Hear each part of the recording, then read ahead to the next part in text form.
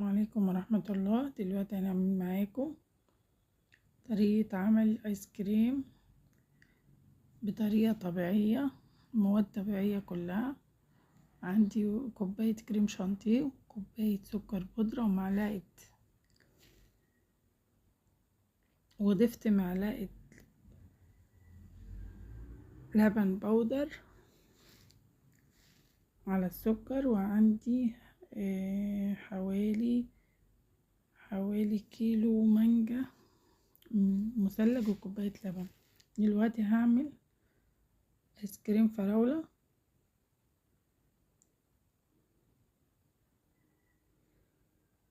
اضيف الاول الفراولة يا جماعة تكون مثلجة، تكون طالعة من الفريزر، والكبة بتاعتك بتكون الكبة اللي هشتغل بيها. هضيف كده كريم شانتيه خام من غير سكر، وكوباية سكر بودر، وكوباية اللبن حليب ايا كان، ان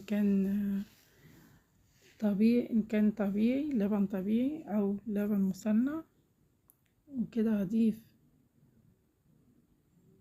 الفراولة المثلجة تطلع من الفريزر على طول على الكبة، بحيث ان هي تكون تدينا تتفاعل مع كريم شانتيه يجمد معانا. وهضربها كده في الكبة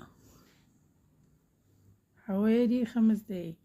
الكريم شانتيه بيكون خام، بتجيبيه من عند العطار من غير سكر.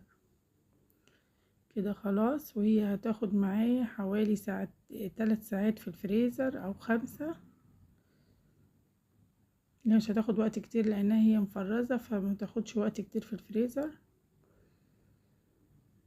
الايس كريم طبيعي جدا، وممكن تعمليه كمان وتقدميه في وقتها، بحيث ان هو يكون الفاكهة تكون مفرزة. كده خلصته، والباقي هشيله في الفريزر. هتغطي العلبة واشيلها في الفريزر للأولاد. حاجات صحية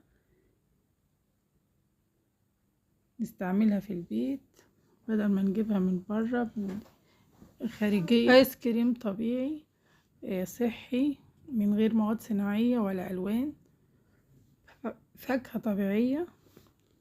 وكده هعمل المانجو معاكم. المانجا مثلجة كمان، مطلعاها من الفريزر وهخليها. هطلعها بالمعلقة واخد اللحم بس، وعندي نفس المقادير، بس ما هضيفش لبن لان المانجا بيكون فيها السوائل عالية. لو ضفت لها لبن هتفك معايا. كده ضفت المانجا، وبعدين ضفت السكر وكريم شانتيه. والسكر حسب الكمية اللي انت عايزاها، ممكن تحطي نص كوباية او كوباية الا ربع، بحيث ما تكونش مسكرة جامد. وان شاء الله هعمل معاكم باذن الله انواع تانية، ان كان بالشوكولاتة او انواع تانية. واول مرة تشوفينا لايك وشير وسبسكرايب. مطبخ شيزان تاج الدين. يا رب النول اعجابكم. كده هضربها كويس.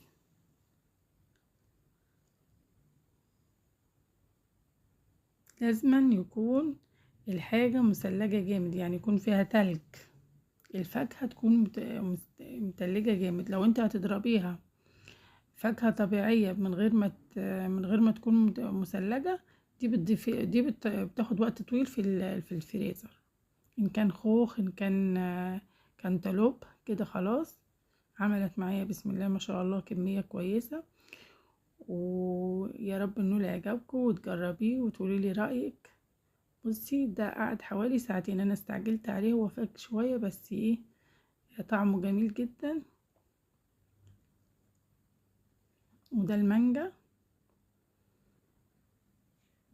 انا المعلقة الايس كريم عندي مكسورة، فاستعملت المعلقة العادية، معلش. واول مرة تشوفينا لايك وشير وسبسكرايب. وما تنسوش تعليقكم الحلو. يا رب النول اعجابكم. اهلا بيكم، مع الف سلامة، واشوفكم في مطبخ شيزان تاج الدين في فيديو جديد ان شاء الله. ما تنسوش اللايك والشير وسبسكرايب. اشوفكم ان شاء الله في فيديو جديد في مطبخ شيزان تاج الدين. ان شاء الله.